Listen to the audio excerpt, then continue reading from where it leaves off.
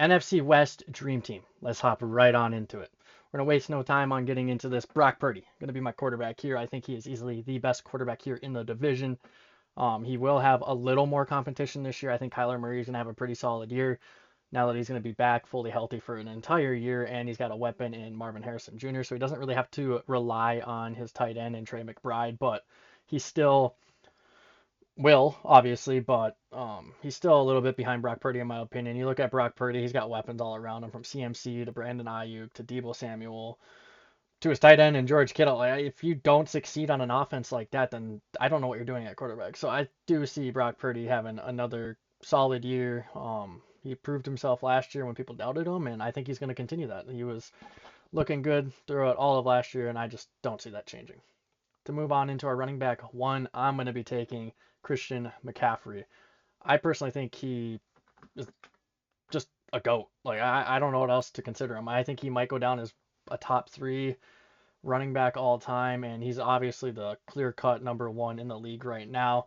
The fact that the 49ers got him when they did is insane to me. I was never expecting the Panthers to trade him away, but he got traded, and he's looked good on this 49ers offense, and I'm just excited to see what he continues to do because he had an amazing year, and that's just awesome to see. And I think he's going to continue it. I know people are saying, oh, he's going to old or, the Madden cover be at. Nah, he's going to have a good year. Like, he's Christian McCaffrey.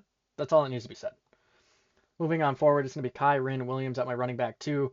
Thought Kyren also had a really, really good year last year when it came to running the ball and receiving out of the backfield. He did deal with an injury there that took him out for about a month, but he still finished like top five and everything, and the dude was just looking insane. I see him doing better this year if he stays fully healthy and does not get hurt. So I'm excited to see what he does and kind of what's in store for him. To move forward from that, DK Metcalf is going to be my wide receiver one. I personally think DK Metcalf is the best receiver in this division. I know that might be a hot take to a few, but I just personally think he's the best. He's probably the best route runner. He's got, the speed. You can make an argument that Puka might be up there, but I'm not entirely sold yet on Puka. I need to see him here in year two.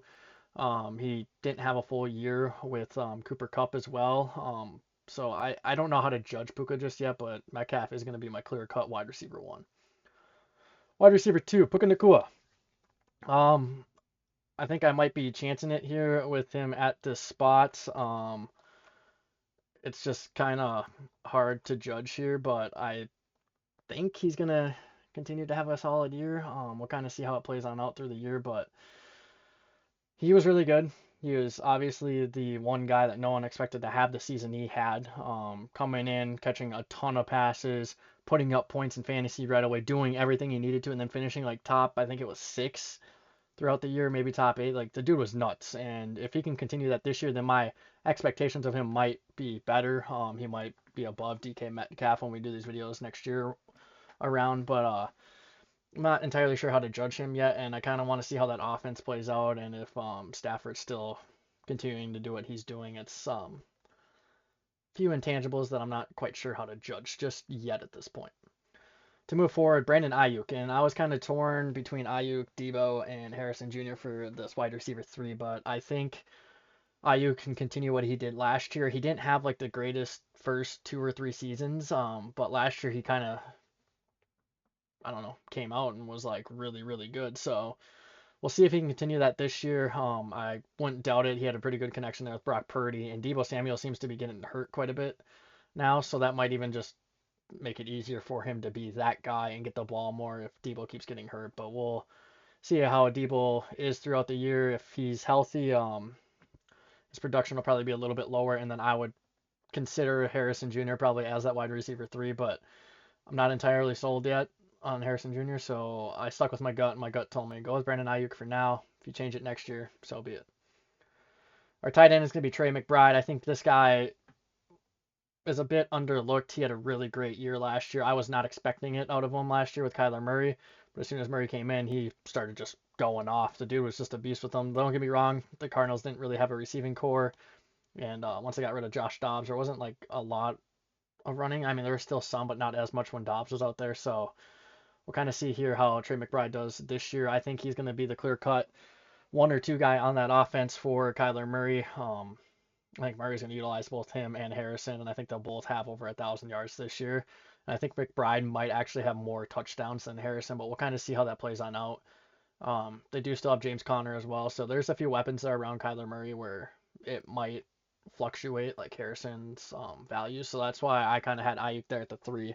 McBride is my tight end over George Kittle because I think there's just more production out of McBride that you can get from George Kittle at this point. To move forward, my first bench player is going to be Deebo Samuel. Deebo Samuel to me is a really great wide receiver. He's versatile, so you can use him in the running game, which for anyone in fantasy football is obviously nice. He can run and catch the ball. The more he gets the ball, the better. Typically, he gets yards off those runs. It's rare that he gets tackled for a loss, so I kind of just stuck with him here as my bench player 1, which is nice because the dude's a beast, and I hope to see him stay healthy throughout the full year and see what he does throughout it for the 49ers because he is a really, really talented wide receiver, and I really enjoy watching him play. So hopefully he can stay healthy and help his team out throughout the year. To move forward, his teammate there in George Kittle. Yes, I know there are 5 49ers on my team. I wish there wasn't, but I just had to go with them. If I was a coach, I'd want to make sure my backup tight end was there in case something wasn't working out because I'm not entirely sold between the two. I was torn between George Kittle and JSN. I think JSN's going to have a breakout year this year, so we'll kind of see how that pans on out. And now that I'm thinking about it, I kind of wish I had JSN here, but I'll keep it with George Kittle. JSN, I think will have a solid year. I'll talk about him just a little bit as well. He's shown that he can be one of those guys on that Seahawks offense, and it looks like Lockett is taking a step back from what he used to be. So it's up to JSN to just basically step up and maintain that role as the wide receiver 2 on the team. But I'm going to go George Kittle. He's been a consistent top 3 tight end throughout the league. And if Deebo Samuel continues to get hurt, it just helps his value so much. So that's why I have him as my backup tight end because he could easily be on any dream team starting roster. He's always been considered like a top 3 or top 5 guy behind like Kelsey and Hawkinson and a few others now like Laporta. I even have him behind McBride, obviously, as I have McBride in my starting lineup. So we'll kind of see how it pans out throughout the year. And to move into my last player, it's Marvin Harrison Jr. I know people will be like, oh, why didn't you start him over Ayuk? I'm not sold on him. I think he is actually the second best receiver in the draft class. I think Neighbors is better. However, I think Neighbors is in a tougher situation considering the team he is on. I think Harrison Jr. was the second best receiver in the class, maybe even third behind Odunze, but Odunze's in a spot where he's behind 2 guys that are already known as well. So right now I would put Harrison as the 1 guy just because of the team he's on.